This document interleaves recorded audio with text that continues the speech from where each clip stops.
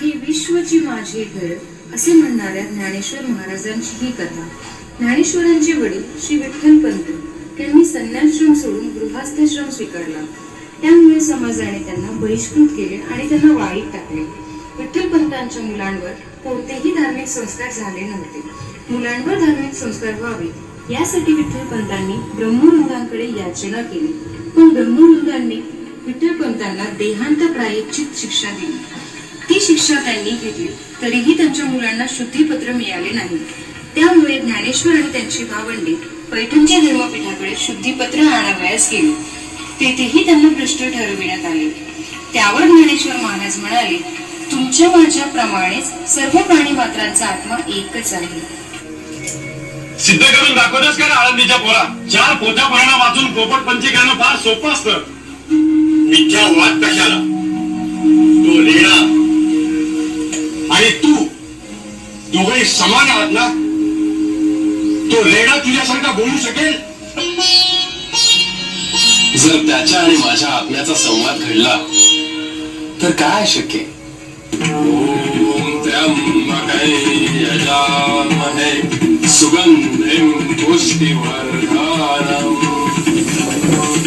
उर्वारुकमिव बन्धनात् मृत्योर्मुक्षि यमामृतात्.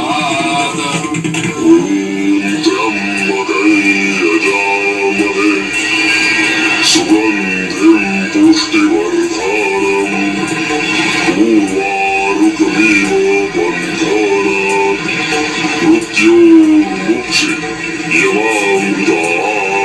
ज्ञानेश्वरांची कीर्ती गावोगावी पोहोचत होती तरीही समाजाने त्यांना पूर्णपणे स्वीकारले नव्हते. त्यातीलच हा एक पुढील प्रसंग.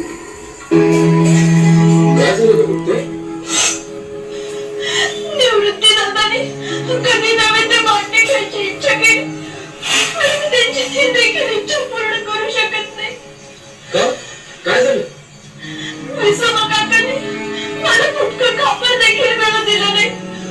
पकडून लावलं. भिकाऱ्यांना मांडण्याचे कसले डोळे म्हणून अपमान केला. इतकंच ना? तू तयारी कर. आपण करू मांड.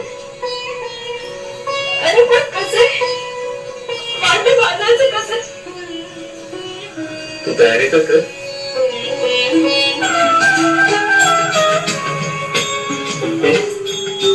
फार छान झाले. याचं सगळं श्रेय ज्ञान झालेला हा. इतका सुंदर तवा मिळाला म्हणूनच ते रुचकर झाले. ईश्वरा, काय बघतो मी? ज्ञानदेवाच्या पाठीचा तवा करून नुकता मांडव वाचतीये.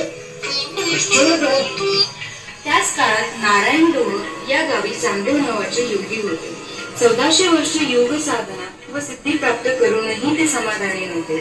त्यांना एके दिवशी चांदेवांना कोणी सांगितले की अलकापुरी येथे ज्ञानेश्वर म्हणून एक थोर व्यक्ती राहते. त्यांनी पैठणला रेड्यापुढे वेद बोलविला. त्यांच्या पाठीवर त्यांची बहीण मुक्ताई हिने मांडे वाजले इत्यादी. त्यावेळी ही कीर्ती ऐकून चांगदेवांनी ज्ञानेश्वरांना पत्र लिहावयाचे ठरविले. पण काय लिहावे हे सुचेना. तेव्हा त्यांनी पुढेच पत्र पाठविले आणि ह्याचे उत्तर म्हणून ज्ञानदेवांनी 65 ओव्या पाठविल्या. ते पत्र वाचून चांगदेव संतापले आणि म्हणाले, हा बालक स्वतः ब्रह्मदेव समजू लागलाय. विरोध धाडा त्या आळंदीकरांना. त्यांना म्हणा आम्ही त्या पोरट्याला स्वतः समक्ष भेटायला येतोय. ज्ञानेश्वर महाराज, निवृत्ती महाराज, चांदेव आपल्या भेटीला येत आहेत. हातात साप आहे. भविष्याची अशी मोठी मिरवणूक आहे. दादा, ते माघावरून आलेत. आपण त्यांना कसं सामोरं जायचं? त्यांचं जीवितावर राज्य आहे. आपण या भिंतीलाच विनंती करू. चल ग बाई, आम्हाला घेऊन चल.